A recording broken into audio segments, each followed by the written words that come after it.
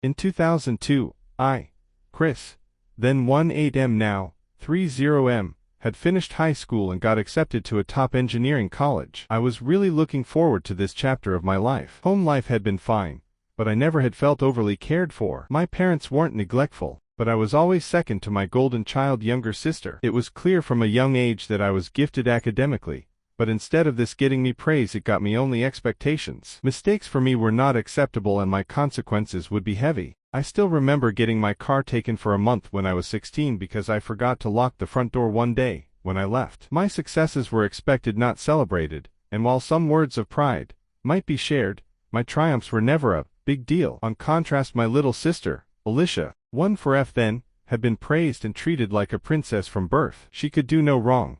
There was always a reason for her bad behavior.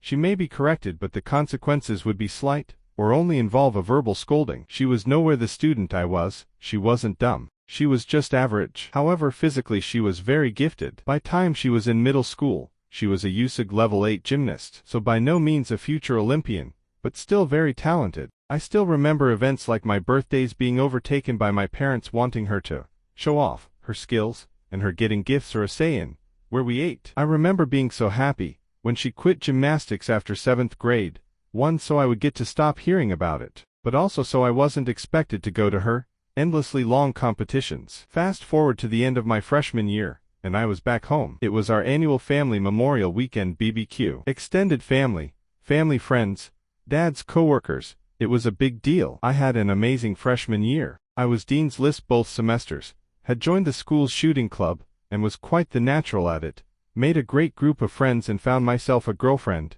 Nicole, that I'd been seeing for 8 months. I'm not sure if my parents even once said anything about me. The talk of the day had been how my sister was all-state in the pole vault as a HS freshman. I can remember only to people even asking me how college was going. But then again, why would they care? I mean, my ability to basically build an engine from scratch is far less practical and impressive than my sister's ability to catapult herself with a stick. Joking aside, I was honestly used to this. Things didn't go south for me until the following Thanksgiving. I was still riding high and was very successful. I had been selected to do an international internship in the UK for the following summer. Most of the cost would be covered by scholarship, but a small amount still remained. My father, much to my surprise, praised me and offered to cover all my other expenses. I was extremely grateful. This coincided with my sister finally doing something that had even our parents ashamed of her. She had gotten caught performing an inappropriate act on a classmate during lunch in the school parking lot. On top of that, when caught, admins decided to search her backpack and found pot. She was suspended from school for 10 days, and my parents had taken away her car for a month. I found this ironic as it implied that leaving the door unlocked was on par with doing drugs, public indecency, and lewd conduct on school grounds. But I just kept that to myself, since I was happy enough to be pound one for any amount of time or reason. At dinner with my grandparents and my aunt's family, I was the talk of the family. There was almost no talk of my sister and her grand sports, but there were lots of disappointed looks that she had never had to bear before. I returned to school that Sunday night and showed up at my girlfriend's apartment. This was the last night of normalcy I would have the rest of my life. The next day after getting back from class to my dorm room, I had found I had an email from my father. It read, "Christopher, your sister has informed us of your heinous acts against her. I do not know where I and your mother went wrong, or how you could do such despicable things to your own sister. While it does explain her recent misgivings, I am heartbroken to know that you are the cause. You have destroyed our family. I have already informed immediate family. Do not reach out to them. The only reason we are not proceeding with legal action is for your sister's sake, as I will not force her to face you. You have done enough to harm her already. From this day forth, you are no longer my son. I will be legally disowning you. Do not ever contact us again." Panicked and confused, I immediately began to call the house, then my father's cell. No answers. I did this with several other immediate family members, and got no answer there as well. Finally, after calling what must have been 100 times, I tried calling Alicia's cell phone. This time it was answered, and it was my father on the other end. I could hear hysterical crying in the background. I began begging for someone to tell me what was going on, but my father interjected and told me not to play innocent or dumb. The only reason he answered was because he couldn't believe I would stoop low enough to call Alicia directly. He told me I was not welcome, that I was a monster, and asked me how I could abuse and assault her like that. I tried to reason with him, to plead my case, but he would not listen. He finally told me if I ever called again, came by again, or contacted them by any means, he would go to the authorities. This was my last chance to be a decent person and get out of their lives. If I ever so much as sent a letter, he would make it his mission that I ended up on the sex offender registry for the rest of my life. Devastated and defeated, I went to Nicole for support. I told her everything that happened. She seemed uneasy but tried to support me. I could tell something was off, and she asked me to head back to my dorm for the night.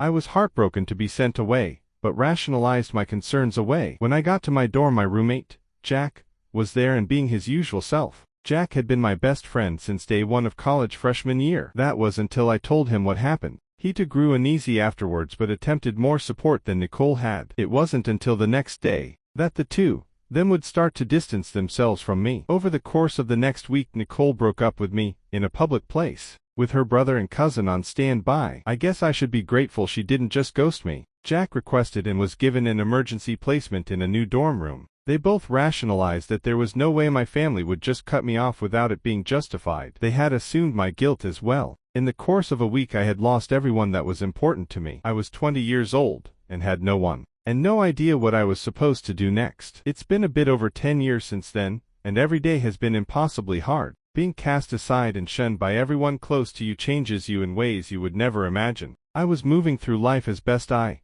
could until a day ago when I received an actual letter in the mail. It was several pages long and was from my mother and father. The letter was an apology and plea to reconcile. It seems that after 10 years, my sister finally confessed that she had lied about everything. I spent years hoping for this chance, but now that it's here, I don't know if it's worth it. The pain, the loss, can it ever truly be reconciled? I don't know what is best. Do I accept this chance to get the closure I've always dreamed of? Or do I just keep all of it a ghost of my past and move on? As stated in my last post, I received a letter from my parents. It had stated that my sister had confessed that the abuse allegations were false. My parents were seeking forgiveness and reconciliation. In addition, they had left phone and email contact information. I sat on this for a few days, when a second letter arrived. This one was from my sister. It actually came as two separate letters inside the same envelope. One part was about her life since my banishment, the other was her confession to me. The confession part, it was actually her husband, who convinced her to come clean, couldn't do it herself, that she wishes she had never done this and she let it get way out of hand. Initially she was just angry and upset about the scorn she was receiving, and being looked down upon by the family. She needed a good reason why she would be behaving promiscuously and doing drugs. She remembered learning that these were common behaviors amongst abuse victims, so she made up a story that I had forced myself on her over the past summer. This is why she started with these behaviors. My parents, always eager to explain away her bad behaviors, took it hook, line, and sinker. In reality, she wasn't doing any of these things any more or less than a typical teenager. My parents always just put her on such a pedestal. The thought of her in this way was incomprehensible to them. She didn't expect my father's reaction to be so extreme. She liked being back at the center of attention, but was also scared even more now to say anything. She knew it would be worse with the way I was completely discarded and threatened. Initially my parents were going to go the authorities. It was her own quick thinking, for fear of being found out, that she begged not to, on the grounds she couldn't stand to face me in court. Once I was gone, and it became apparent I wasn't coming back, she told herself she would take this to the grave, that it was her guilt to bear. The fucking mental gymnastics on this one. It wasn't until she was married 3 years ago that she even considered telling the truth, all because of her husband. He had learned she was abused by me from a relative. When he approached the subject and she really downplayed it, over time he grew suspicious as she showed no typical signs of a SAW survivor. He had to press, but eventually she told him the truth. He has been pushing her to come clean since. He is too good for my family and does not deserve a fate with them. Now that she has a daughter, 6 months old, and has provided our parents with their first grandchild, she knows she will never face consequences like I have. She feels finally ready to rid her conscience of this burden and seek forgiveness. Once again, it's all about Alicia. She concluded this letter by pleading with me to not share this full confession to her parents. Her husband made her send me this, as she had only given them the watered-down version of a naive girl too scared to right her wrongs. That she was also pushing hard for me to be invited to Christmas in a few weeks, where we could all start to be a family again. WTF. As painful as that was to read, the life update was actually worse. My sister went on to talk about how her HS days were great, how she managed to get a track scholarship to the University of Iowa, how she met her husband, and they have a big house and a newborn daughter, and so on. She has been living the dream these last 10 years. Meanwhile, I lost my family, my girlfriend, my best friend, My grades tanked as I drank myself to sleep that first semester on my own. I was unable to go on the internship, and my spot to the UK went to someone else. I was so low I just wanted to die. I sat on the edge of bridge for 4 hours one night, unable to take that last step. I decided that night, since I couldn't kill myself, I'd have to get myself killed. I left school in the weeks that's followed, and joined the US Marine Corps. The Iraq and Afghan wars were in full swing. I excelled in training, and got the placement I wanted. I was EOD. There was no worse danger over there than IEDs. I figured this would kill me for sure. 8 years later I discharged in one piece. Over that time I had very few relationships or friendships. When you've been abandoned by everyone, you learn to not trust people with who you are. I would go on dates. We would have 2, 3, 4 good ones. Then she would not respond to a text, and suddenly I would panic and end things. I'd imagine her just leaving me one day out of nowhere, and I couldn't let that happen again. I had no friends. Over in Iraq I would trust my fellow Marines with my life, but not with my soul. I always kept everyone at arm's length. There was only one guy, Val 27M, however, who broke through, and he remains my only friend to this day. I actually moved to West Virginia just to be near him, and his wife once we both got out. They just had a baby 7 months ago, and I am officially deemed Uncle Chris. I am nowhere, not even in the same ballpark of where I thought I would be when I graduated HS. I still have not finished college. I work in a small factory now. I have a small fortune saved up from all my years in the service because I live a very meager life. I do nothing with it. I live in a 1-bedroom apartment, and drive a car with 300k miles on it. But at least my sister got to go to college, fall in love, and be lauded her whole life. It isn't fair, and it's even more insulting that they would try to come crawling back now. No, not crawl back. Ask me to make the trip to Iowa, to join their fucking Christmas, the Christmas I've missed out on for 10 years. I have time. Maybe therapy would help. I don't know. I still keep going back and forth.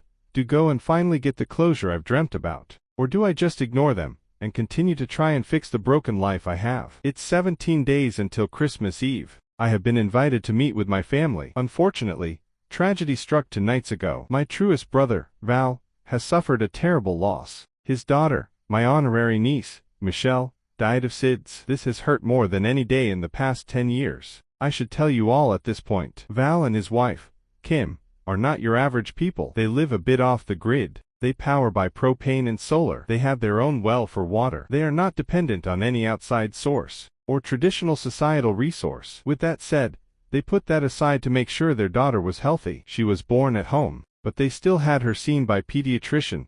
They still got her vaccinated. They might not be like everyone else, but they cared for their girl. I tell you all this to explain what we spent today doing. I met him early this morning, and together we constructed the tiny casket for which she will be laid to rest. We also dug her final resting place here on Val's family land. Tomorrow we will get his father and have the funeral. Only the 4 of us will be in attendance. I know this is illegal, but it's what they want for their family, and I'll respect it. Update. The funeral was a somber and painful experience, but it has provided a moment of clarity for me. I need to do this. If not for myself, then for Val and Kim. I'm going to accept my family's offer. Update 2. I'm 2 days away from leaving for Iowa. I have booked myself a decent hotel. I decided to not go the cheap route. I also rented a car. Mine is too old for this trip. I'll arrive on December the 23rd and get situated. Then the next night I will be meeting my family at my parents' new home. They moved from Illinois at the end of Alicia's sophomore year, probably so it would be harder for me to find them. I requested that they allow me to follow them on social media, and they happily accepted. I've been going through 10 years of events I missed, seeing how they've aged, getting familiar with the house I'll be entering, what they've been doing. I've spent at least part of every day since the passing with Val and Kim. They are strong people. Despite their pain, they've done everything they can to help me prepare for this trip. I guess this is what real family does. They support each other. They sacrifice for each other. I know I couldn't face this and get the closure I've desired without them. I'll be sure to update everyone who has shown me so much support as soon as I can. Might take a little while. It's sure to be a challenging and emotional path, but I think I'm ready for it. It has been so long, but for all of you who have been waiting, here is my update. I'm sure some of you know some of the story, but I always said, if you really want to know, you have to read about it on Reddit like everyone else. I arrived at my parents' home 30 minutes later than they told me to. I wanted to be the last one there. That way I could get all the hellos and everything out of the way at once, and didn't have to do it over and over as people arrived. Xmas Eve wasn't a large affair. My 2 grandmas, my 1 grandpa, my aunt and uncle, their son, his wife, my parents, of course my sister Alicia, her husband, Billy, poor guy, and their daughter, Ivy. The only people who hadn't cut me off were Billy and Ivy. They all wanted to hug me, and I allowed it, just because I didn't want to make things any more awkward. I had the few presents I decided to bring in tow. They were a bit heavy, but I didn't let on. They all said I didn't need to do that, but it was all part of it for me. If I was going to do this, I was going to make the best effort possible. I placed the 2 big ones under the tree and positioned them front and center for everyone to see and know who brought them. I made small talk with everyone, got the tour of the house. I had some smaller presents I dropped in a couple of rooms, without anyone noticing. After about 45 minutes there, they announced presents would be soon. I took this moment to ask my sister for a few moments to talk in private. She agreed. I think she was expecting it. She asked if her carrying the baby still counted as privacy, and I said, of course. We stepped outside. It was a cold night, but not bitterly. The fresh air was actually quite nice. She began to apologize for everything before I could even say a word, and thanked me for not revealing the real truth. I asked her to hold that thought, and said I had something for her in my car. She smiled and said, sure. After a moment I returned with the small remote and handed it to her. She looked at me with a confused smile, and asked, what's this? I said, push it, you'll see. The deployment system was 3-stepped. Once activated by the remote, the present would burst open, revealing the sprayers. I had them attached to rotating cylinders. This covered the large area of living room with the accelerants. It truly was a testament to my engineering prowess that I never got the opportunity to really make use of. The 3rd phase lit and launched the attached flares, igniting the accelerants. Everyone had been gathered in the living room directly in front of the tree. It could not have been more perfectly timed. The smaller packages in the other rooms didn't even end up being necessary. The placement of the big 2 was so perfect. I only used them because I had discerned from the social media posts that those 2 spots provided the best escape routes, should anyone survive the living room unscathed. The light from the large window that looked into the living room was blinding. The look on my sister's face was one of true terror, but only for a second, as I slid my 9mm from under my jacket and put one in her left kneecap. I then put a few rounds through the window to make sure the flames had plenty of air to spread. The house went up so fast. I looked down at Alicia, death grip on Ivy, sheer horror in her eyes. I figured I couldn't fight the baby out of her hands easily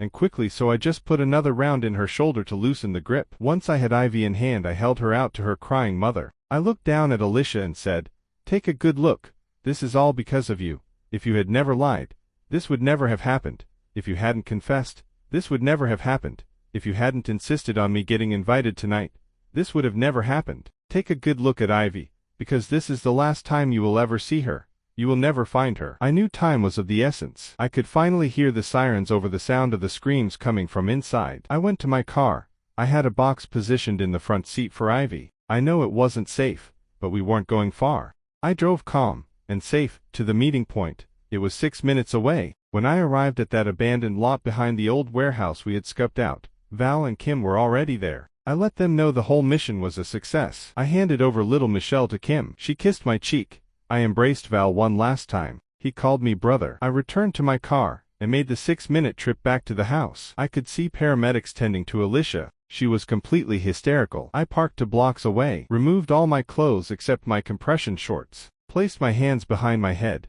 and walked towards the officers at the scene. The rest is history. I'm serving a life sentence with no parole option. I still feel bad about Billy. He was a good man married to the wrong person. This past December, after the agreed-upon 10 years of no contact, I received the letter from Val. Like we talked, he used a series of acquaintances to mail the letter so it had no traceability. In his handwriting it just said, all is well. They never found her. They never found them. They got to be the family I had always wanted. I'm so happy for Val, Kim, and especially Michelle.